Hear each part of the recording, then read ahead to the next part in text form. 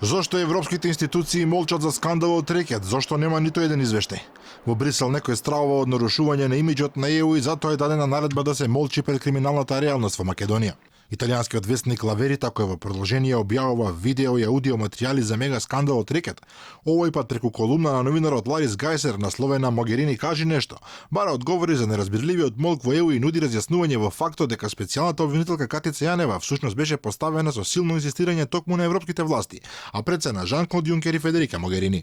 Без разлика на летниот период, илјадници вработени во внатрешните служби на Европската унија, од кои 220 во делегацијата во Скопје, не успеа да изнесат ниту еден институционален извештај со надеж бргу да се разјаснат фактите. Наредбата од Брисел да се молчи и да се избегнуваат дополнителни штети на имиџот сигурно би била пренесена на кристално јасен начин.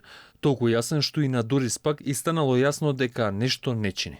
Токму Дорис Пак, една од најмокните политичарки во Германија, вчера апелираше за итна реакција од надврежните служби на Унијата, прашувајќи се како може да се молчи пред криминалната реалност во Македонија.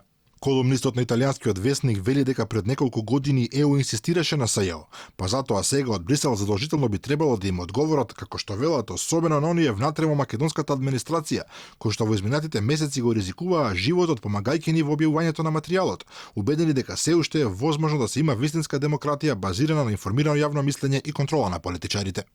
Во колумната тој ги коментира случувањата во земјава по објавувањето на видео и аудио материјалите за аферата и реакцијата на политичарите и инволвираните во неа.